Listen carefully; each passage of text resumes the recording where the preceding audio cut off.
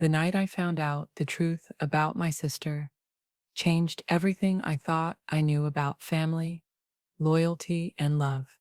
It wasn't supposed to be my burden. It wasn't supposed to be my secret to carry. But sometimes life hands you truths so heavy, you either bury yourself beneath them or you decide to let the world know.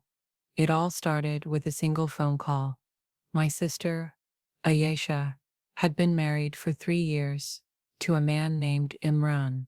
To everyone else, they were the perfect couple. He was stable, hardworking, deeply respected in the community. She was soft-spoken, graceful, and had that charm that made people naturally admire her. Their marriage had always been praised, and our parents proudly pointed to them as the ideal. But behind closed doors, things weren't as perfect as they seemed.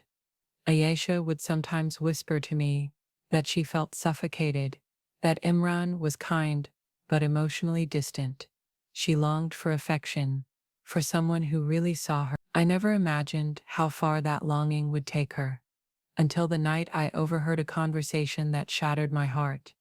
I was visiting Ayesha one evening, and she stepped out of the room to take a phone call. Her voice was hushed, trembling with a mix of fear and longing. "You can't call me like this," she whispered. "It's too dangerous now. I'm already late." I know, but it's not his child. It's yours." My body froze. The words hung in the air like a thunderclap. Not his child. I pressed my hand to my mouth, unable to breathe. The meaning was undeniable.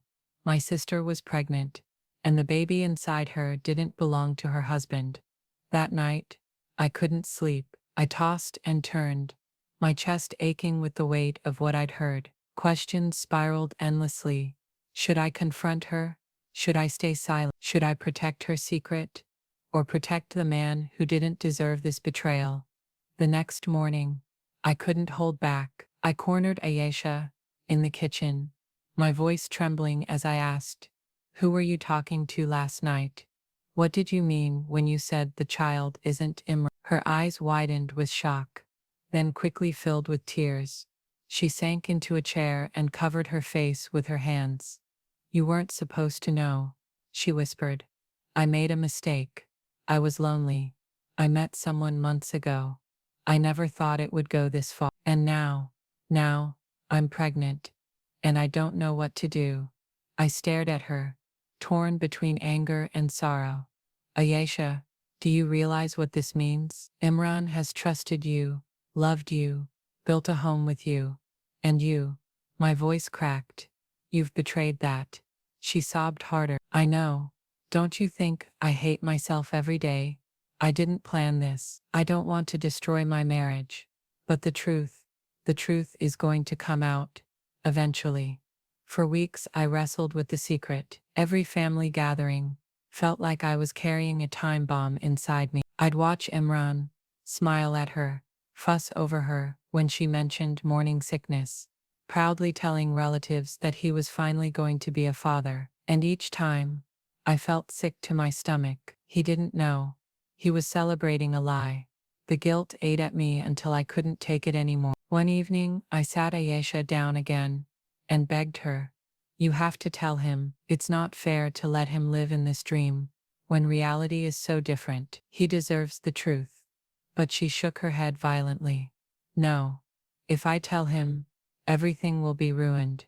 Our families will fall apart. He'll divorce me. I'll be shamed forever. Please, I beg you, don't say anything.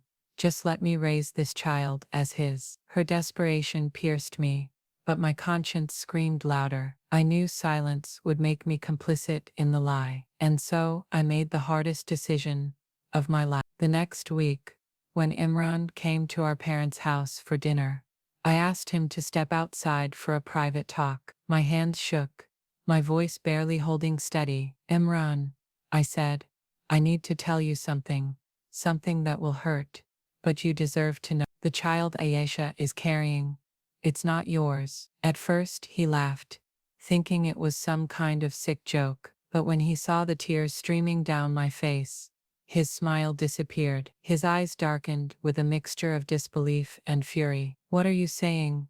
he demanded. "I wish it wasn't true," I whispered.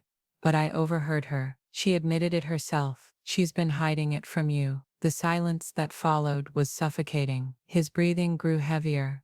His fists clenched. And for a moment I thought he might break down right there. Finally, without a word, he turned and walked away. That night, everything exploded. Imran confronted Ayesha, and the truth came pouring out in shouts, sobs, and slammed doors. Our parents were devastated, unable to comprehend how their perfect daughter could make such a mistake. The families gathered. Arguments erupted.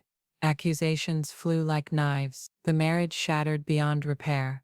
For months afterward, Ayesha refused to speak to me. She blamed me for ruining her life, for exposing her secret when she had begged me to stay silent. And maybe she was right. Maybe I could have stayed quiet. Maybe I could have let the lie live. But in my heart, I knew I did the only thing I could. Imran deserved the truth. Ayesha needed to face the consequences of her choices. And though I lost her trust, though I carried the guilt of breaking her world, learned something powerful. Silence protects no one. Lies, no matter how carefully buried, eventually rise to the surface. Years later, Ayesha rebuilt her life in a different city. She's raising her child, and though she carries scars of judgment, she's stronger now. Imran eventually remarried, finding the love and honesty he always deserved. And me, I carry the memory of that painful decision every day, but I've made peace with it. Because sometimes, doing the right thing doesn't mean saving someone from the truth. It means exposing it, no matter how much it hurt. And if there's one message I want anyone listening to take from this story, it's this: secrets may protect you for a moment, but truth sets everyone free, even if the freedom comes wrapped in heartbreak.